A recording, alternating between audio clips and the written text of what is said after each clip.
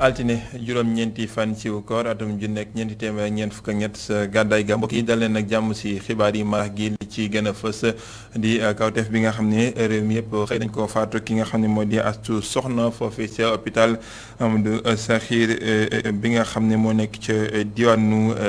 Louga ñi nga xam ne nag ñoo di liggéeykat hôpital yi ak kilifa yi daal nañuy génn yëkkati seen i kaddu ginnaaw bi nga xam ne ñaawlu nañu ak naqar li nga xam ne xew na fa ba xale bu jigéen boobee ñàkk bakkanam bi mucc nee nañu ubbeeku nañu nag ngir lépp loo xam ne moo jëm si wàllum leeral geek yoonal gi ñu ànd seeg li nga xam ne moo di liggéeyum yoon ñi nga xam ne ñoo di ay mbokki jigéenam ay natangoom ak ñi nga xam ne ñooy toll si mucc ñaare ñoom it daan nañuy nettali jafe-jafe yi nga xam te ne dañ koy faral di dund si li nga xam ne moo di bërëb bu fajukaay yi ñi nga xam ne ñoo di ay sages-femmes ñeen war a rawle saa bu nekk bu ñu ñëwee ak ñàkk kersa gu métti la ñuy daal di dund ak ñoom ak ñàkk taxaw goo xam te ne bi ñoom ñëpp naqar nañu ko di ñaan ñi nga xam ne ñoo di gouvernement bi ak nguur gi taxaw si temm ba lu ni mel ñu mën koo saafara nu mu gën a yaatoo dinañu jeexal ak li nga xam ne moo jëm si wàllum tàggat yaram xibaar tàggat yaram ni ki àll yàlla dina jot dina si bokk wërngal bu yaatu boo xam te ne bi dinañ ko daal di amal ci gaynde yi nga xam ne ñu ngi yëngu ci biti réew ak Cheikh Diop mi nga xam ne dañ ko si ànd ak moom altine mu jot mbokk yi lii moo di gën a fas si biir jotaayu xibaar nees gis ñu def seek faram fàcc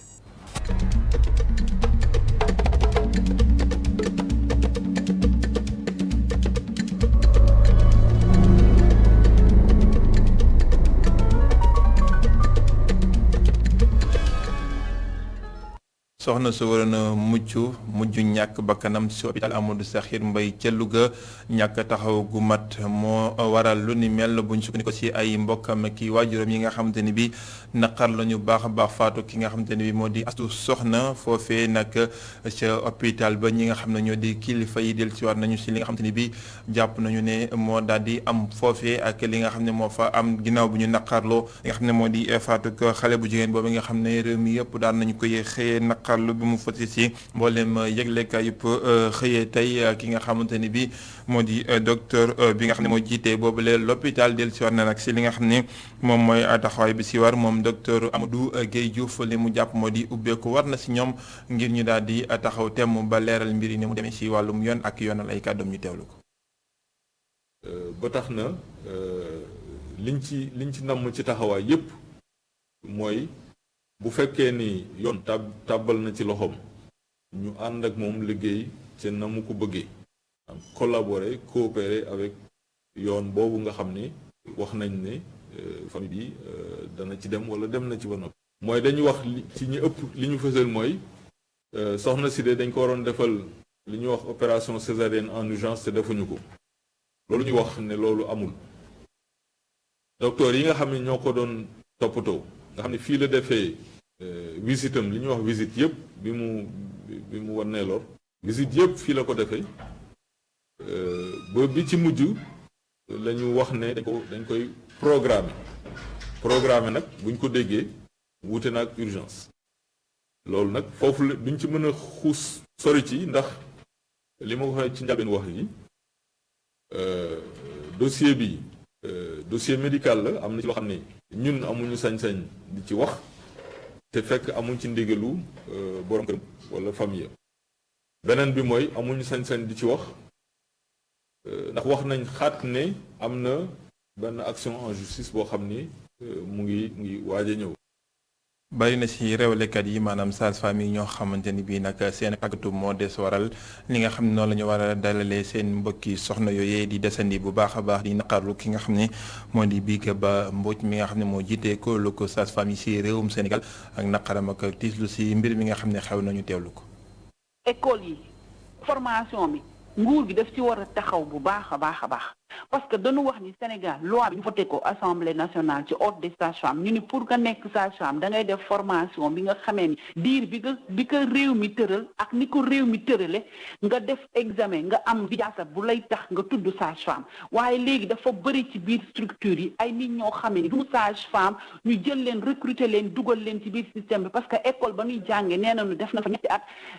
mokkal nañu seen ay leçons waaye amuñu defuñu examen wala defuñu examen mënuñu liggéeyu sage-femme kenn joxu leen diplôme ñu ni parce que fay nañ ba pare mbokk yi ñëw yi dañoo fay ba pare dañ leen war a jox ay këyit bu waneen seen doom jàng na école ba nu nekkoon tamit jox leen ay këyit ñu dem di leen dugal ci biir structure de santé yi loolu tamit ñun association des sages-femmes dañ ci jóg taxaw di ko xeex parce que ki nga xamee ne amul diplôme sage-femme kenn waru ko dugal ci biir salle d'accouchement di ko liggéeyloo di ko seetloo ay malade ki nga xam ne nag dafa am diplôme sage-femme dafa waat ñu jàng wax lan mooy liggéeyu sage-femme mu xam lan moo ko war mu xam lan la war a def mu xam lan la waru def ñu war ko di ko ci tàggat di ko saytu di ko xool ndax liggéeyam bi mu ko waroon def mi ngi koy def bu jaaree yoon ñu ni ko ëskey bu jaarul yoon tamit ñu daal di ko ni ko lii kat waroo ko woon def sanction bu laaj ñu mën ko defaral. ak ñàkk kersa ñàkk dalal gu ñoŋ ñàkk wax kàddu yu woyof loole soxna yu bëri nee nañu seetlu nañ ko si ñi nga xam ne ñoo di réewlekat yi di ay sages-femmes saa bu ñu yeggee ci bërëbu muccukaay yi nag loolee nekk na loo xam ne leen il jafe-jafe yi ñu bëri ñoo xam te ne bi nañ ci jëre loraange te ñàkk taxaw gu mat rek ko waral seen i kàddu yi seddee ñu teewlu ko si gëstub Mame Seynabou Babou.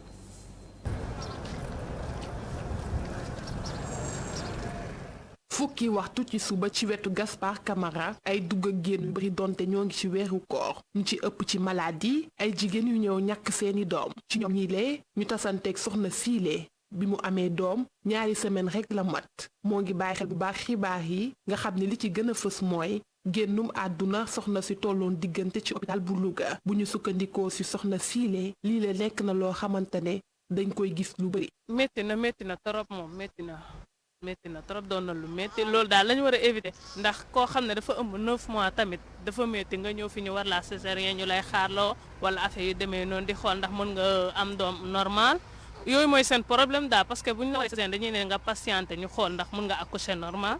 ou pas. moom miile mënul ñàkk a dut baaraamu tuuma sage-femme miile moo ngi xamle ne tàmm na di gis yu mel ni te duñu ci nettali benn. maa ko fekkee xale bi dafa accoucher ba pare. ñu bàyyi ko ci lal bi noonu toppatoowuñ ko man juste bi may romb doon seet malade ma gis ko bi ma ko gisee mu mel ni ku sonn ma koy yëkkati dama gis deret bi yëpp ci lal bi rek ma daw dama ko teg rek daw wooyu sage-femme bi ma demee ci sage-femme bi dafa ma ne ban sàll man accouché wu ma ko de laaj ko kan moo ko accouché mais ma ne ko ci tëran kon man maa koy laaj kan moo ko accouché léegi 2 jours après ma dem ci sama kër benn xarit juste de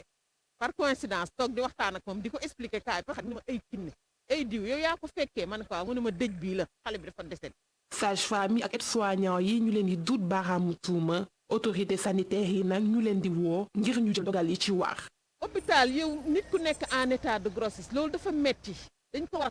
taxawu ko loolu diine sax daf la ko sant mais da ngay ñëw fekk leen ñuy wax yu kenn xam. metti na torop non assistance bi ñu nekkee le président de la république war na si jóg ministre de la santé bi jóg si. nekkul bu njëkk te tamit du doon bu mujj bu fekkee ñi nga xamante ne ñoom ñoo waxal li ni mel sanctionné wuñ leen bu ñu sukkandiku ci ñu dajeel. jaajëfal ko Mame Seynabou Babou si boobule gëstu nga xam ne dellusiwaat na ci xew-xewu tey bi ñu daal di wax ci leneen di ñi nga xamante ni bi à la traite lañu doon liggéey fi nga xamante ni bi moo di Côte d'Ivoire di caisse ivoirienne ñoom nag la ñu daal di bëgg moo di seen ndàmpaay à la traite ñu fay leen ko ñu joxañ baaraamu tuuma IPRES gi nga xam ne jàpp nañu ne ñoo fi daal di taxawal ñoo ñi nga xamante ni bi ñoo leen war a yoreel seen i koppar fewek sa réewum Côte d'Ivoire Arouna Diaw kenn la si ñoom ñu teewlu kàddoom ak Jeeba. dañu nekkoon ñu doon liggéey ci àll bi ñii ay Côte d'Ivoire rek ay Bénin ay Bamako yooyu la ñi ci ëpp ci ñun sax Côte d'Ivoire la bañ fa nekkee di cotiser ci caisse sécurité sociale boobule suñu retraite bi nga xam ne ñu retraite nañu ba ñibbi si Sénégal caisse boobu ak caisse Côte d'Ivoire ak caisse IPRES yi dañu lënkaloo maanaam am nañu ay accord yoo xam ni soo ñibbisee sa dëkk caisse boobu day jox ndigal IPRES mu fay li mu la ameel lépp jaaroon na yoon ba fii vraiment ay ati ngi problème amu ci woon waaye trimestre bii passé am na rëq-rëq bu metti maanaam dafa tardé ñetti semaines yi ni ñeent ay borom kër ñu ngi toog war ci faj seen soxla loolu rek lañ yaakaar amuñu leneen jotuñu ci dara ñu ñuy wax ni ay problème informatique la mënuñu ko gëm xel mënu ko nangu ndax problème informatique su doxulee mën nañu actionner beneen solution pour jox nit ñi seen xaalis après yéen ngeen di seen biir régler seen ay problème machine ak i informatique li ñu wax mooy justement que dañu am ay problème de changement de système d'informatique ni ñaari caisse de sécurité sociale ak IPRES dañuy fusionner je crois seen problème mu gestion loolu itam xel tey na ci loolu parce que ni ma ko waxee ñi nga xam ne di fayee banque maanaam xaalis boobu mi ngi jóge toujours Côte d'Ivoire ndigal ba foofu lay jóge ñooñu amuñu jot nañu ci ay délai seen pension ñi nga xam ne la ñuy fay à la caisse maanaam numéraire moo tax suñu xel tey ci tuuti ci xaalis boobu nga xam ni dañ yaakaar ni daal am na tuuti manipulation ci loolu ba ñu suñu xaalis wàllum politique kuréel gi nga xam ne moom la ñu duppee les authentiques yu APR ci diwaanu Tëngéej dañuy amal ab ndaje ci diwaanu Bargny nag li nga xam ne moom la ñu bëgg moo di ak dajaloo ñàkk bañ a tasaaroo goo xam ne dina tax ñu mën a am ndam ci jongante yi nga xam ne moom ñu dëkkmal bu ñu sukkandikoo ci ki nga xamante ne bi mooy seen coordinateur ba di Assane Mansour Mbengue ay kàddoom ñu teewlu ko ci micro Assane Ba. kuréel gi ñëwul pour contre kenn ñëwul aussi pour génn ci APR. ñu ngi ci APR ba nëgër ni mais nag kuréel gi booloo nañu xamal ne bootu ñu ci gannaaw kenn ci gannaaw Macky Sall dong la ñu bootu parce que bi ñu xoolee at yi suñu président de la République et secrétaire général Macky Sall yor réew mi ñi mu yaakaaroon ci département bi gis nañu ne dañu beddi ñi xam ne en 2012 ñuy Macky 2012 dañu doon gagné seeni élection ba tax na si la ñu xool ne élection yi ñu jëm day muy législative yi bu ñu banquee suñu loxo du baax. kat gars yi nag monsieur le président dama lay yëgal na gars yi mer nañu merew ñu la nag mais ñi nekk ci département bi la ñu mere li ñuy demander c'est quoi on le demande solennellement monsieur le président ñi fi toog ñëpp koo fi kii da ngay jax turam. Tout le département est représenté ñeneen ñi aussi ñu ngi seen parrainage ñu bari mën na leen téye leen ko suñuy parrainage nag ñu ngi xamal nit ñi ne bu ñu pare duñu ko jox kenn ci les soi-disant responsables du département. Effectivement c'est des responsables pendant 10 ans mais jëfewuñu jikku responsable vis-à-vis de nous. jaajëfal ko Babacar Seck mi taataan yooyu kàddu ñu daal di wëlbatiku si ñi nga xam ne ñoo di doomi Mali doon dawal diggante réew Mali ak Sénégal jamono ji ñuy tege temb fii ndax tëju ko frontière yi ñu ngi dund jafe-jafe rawatina jamonoy koor gi nga xam te ne bi dund ko seer gi yokku na si seen i jafe-jafe waral nag ñoom dañuy toltalaan nee nañu ngir mën a daal di dund nu mu ñoŋee ñu teewlu si gëstub Aline Sow mi ngi àndoon ak Sidina Mbaye. chauffeur yi taxaw di amal ab waxtaan ci wet ga ay camion yu bari ñu gaare ko fa ci weeru koor gi yemoog ñu tëj frontière yi ay jafe-jafe yu tar la ñu dëkkee. La ramadan c'est dur et avec l'embargo même là vraiment nous on sait pas comment. mbir yi dafa metti lool ci koor gi rawatina li nga xam ne moo di embargo bi dañoo sonn ci embargo bi sonn ci li nga xam ne moo di CEDEAO pour gis loo lekk sax problème la li ma yor ni 300 francs laa ko jëndee sonn nañu lool. la ramadan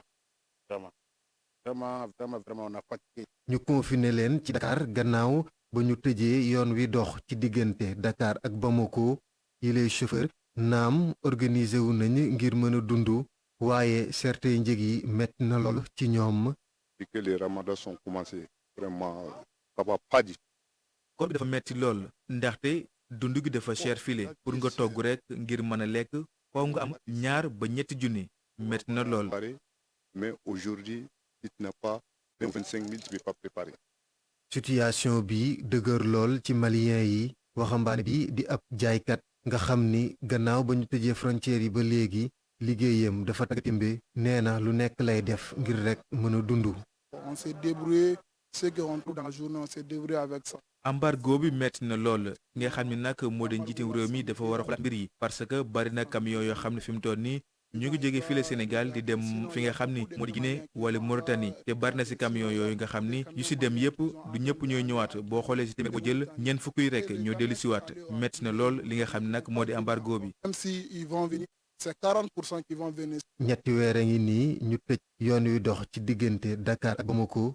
ñu ci amal seen liggéey rawatina chauffeur yi. seeni mbir taggatémbe ci weeru koor gi nag malien yi nekk ci Dakar ndax tëj tey frontières yi ay jafe-jafe yu metti la ñu nekkee.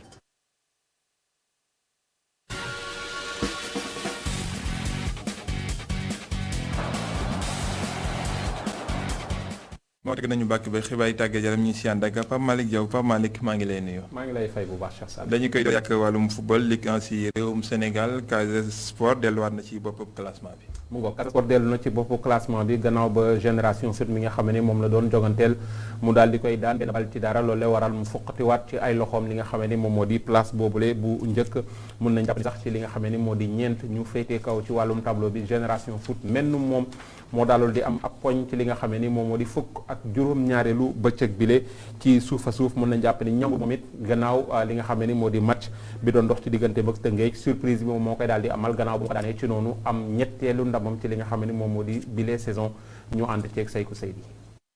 17e journée bi li ko gën a marqué mooy wàllum but yi am na ci lu wàññeeku bu baax a baax ndax lu toll ci fukk dong lañ dugal ci juróom-ñaari jongante bi nga xam te ne moo gën a marqué bii le 17e journée muy classique bi doon dox ci diggante Casa Sport ak Génération Foot vert et blanc yu Ziguinchor daal di gagné match boobu benn bal ci dara ci but bi nga xam te ne Abdou Seydi moo ko dugal ci coup franc mu doon ab match boo xam te ne neexoon na lool ci terrain bi ak ci gradin yi ndax public bu bëri ñëwoon nañu gunge seen équipe bi di Casa Sport ci beneen jongante bi nga xam te ne ñu ngi ko woon xaarandi ci bii le 17e journée doon dox ci diggante AS Pikine ak ñii di waa Jaraaf di ab match boo xam te ne aller bi jeexuloon ndax ay xuloo loolee nag tax ñu ñëpp di ko doon xaar jongante bi nag jeexee ndam bu waa AS Pikine ñaari bal ci dara bi bu njëkk bi di Boubacar Ndiaye moo ko dugal laata Lamine Correa di dugal ñaareelu but waa Pikine AS moom itam ci wet gi mu ngi def seconde phase bu am solo ndax ñeenti jongante ngi nii ñu koy gagné niki weekend bi ñu gagné ñii di Mbour PC benn bal ci dara gablu yi jamono ji ñu ngi gën a wone seen bopp ci championnat bi US Gorée moom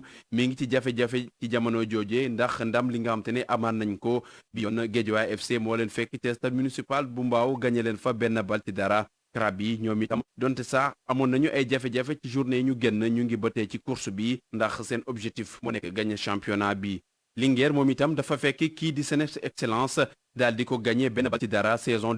2021-2022 bi ba tey dafa compliqué ci Dakar Sacré-Cœur mi nga xamante ne mi ngi ba tey ci suufu tableau bi ndax bii week-end dañoo fekk ñii di waa jàmbaar ñu gagné leen fa benn bal ci dara waaye surprise bi le week-end fale ca stade Albouri Ndiaye bu Louga la ndax Njàmbur moo doon dalal ki nga xamante ni mooy Teungueth FC ñu daal di leen gagné ñaari bal ci benn waa Louga daal di am seen ñetteelu ndam ci saison bi ñu daal di génn ci zone rouge bi ci classement bi Casa Sport dafay jëlaat rek bopp ba mu nekk leader am fanweer ak ñaari poñ ci topp di Génération Foot mi nga xam ne ci ñaareelu place bi la nekk am fanweeri poñ AS Pikine mooy jeexal podium bi ak 26 points AS Douane Jàmbaar Jaraaf ak ñii di waa Linguère ba tey ñu ngi ci digg tableau bi ak troisième victoire bi nga xam te ne am nañ ko Njàmbur jamono ji dafay noyaat bu baax ndax jafe-jafe yi nga xam te ne ñu ngi ci woon dund ci suufu tableau bi léegi Seneps ak Mbour ñoo fa nekk.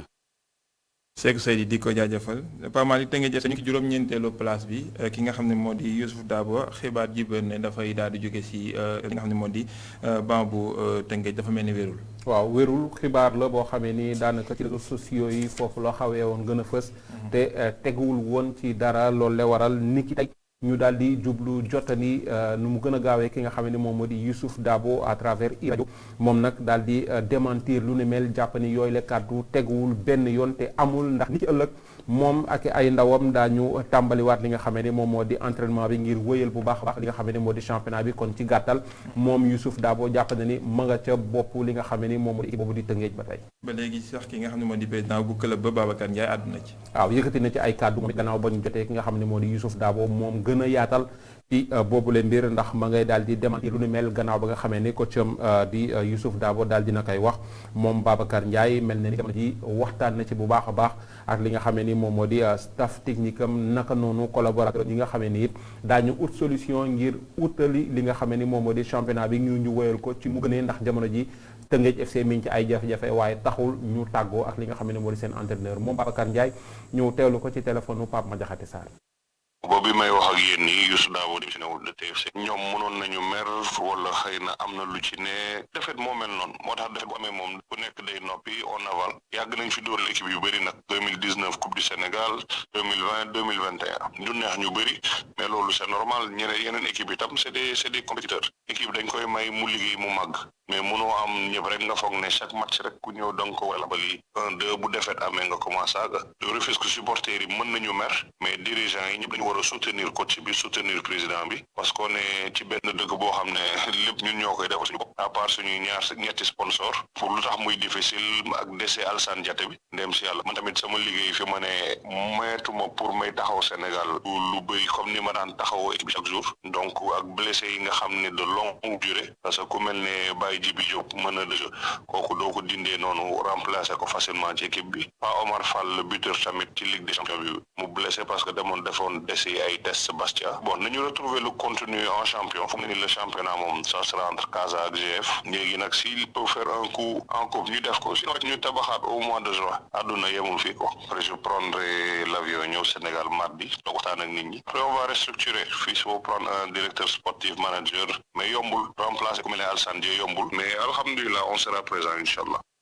Babacar Ndiaye président Teungueth FC ñu jeexal Pape Malick ak gaynde yi nga xam ne ñoo ngi yëngu ca bi ci réew dafa mel ni ràññeekuwaat nañu si ay bés bi ñu génn. mu ngoog comme ni ñu koy defee saa su ne tëjee ak yooyu la gaynde nekk ca bitim réew mun nañ ko tàmbalee ca France nga xam ni kii di Cheikh Ahmadou Bamba Dieng day daal di jàppale bu baax a baax Marseille ci ndam googu ñu am gannaaw but ak penalty bi nga xam ne ni daf koy daal di provoqué Sadio Mané ci booram gannaaw ba mu égaliser ci seen diggante ak Manchester City day tax li nga xam ne ni moo di course au titre comme ni ñu koy waxee ci ñoom ñaari équipe yi di Liverpool ak City ñu wéy ko ba tey foofee ca Angleterre. Edouard Mendy gannaaw faqastalu gu mu am ci digganteem ak Real Madrid ni ki semaine passée dellu si waat na ci championnat bi ci kaw ndam lu ñu am seen diggante ak Southampton juróom benn bal ci benn bi boo xam ne ni moom lay daal di encaissé ci boobu le match loolu lépp ñu ànd ceeg Cheikh Diop.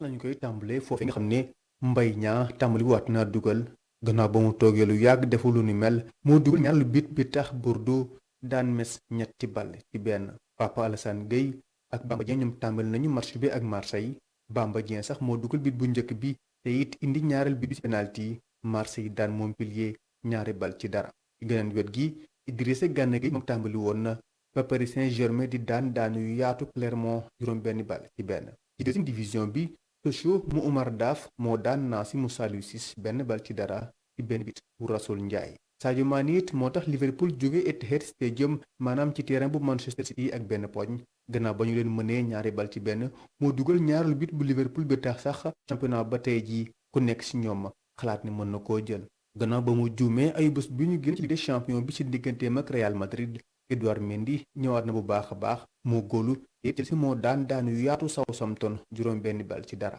mu doon jogante diggante Nampalys Mendy ak Cheikhou Kouyaté foofee ca King Power Stadium ñoom ñaar ñëpp tàmbali nañ waaye Nampalys Mendy ak Leicester ñoo daan Crystal Palace ñaari bal ci benn Italie lañ koy jeexale foofee nga xam ne Kalidou Koulibaly ak Napoli ñu ngi bàyyi ay poñ ngir rekk jël championnat bi Napoli daan nërmelu seen terrain seen diggante ak Fiorentina ñetti bal ci ñaar. jaajëfal ko Cheikh Diop si wërngal gi Pape Malick foofu la ñu yëkkatee jotaay tàggat yaram bi. mu ko di la jaajëfal bu baax di leen jox rendez-vous ni ki leen prochain incha allah. fii it la ñuy yëkkatee jotaay bi la xibaar jaajëfal leen mbokk ci teelu beneen jotaay xibaar 19h45 lay doon si kàllaamay nasaraan ngeen si ànd ak Adama Anouchka Ba xibaar yi di wéyandi si www.emedia.sn la ndogu total di wéyandi ak ki nga xam ne moo di Cheikh Hassana Fall.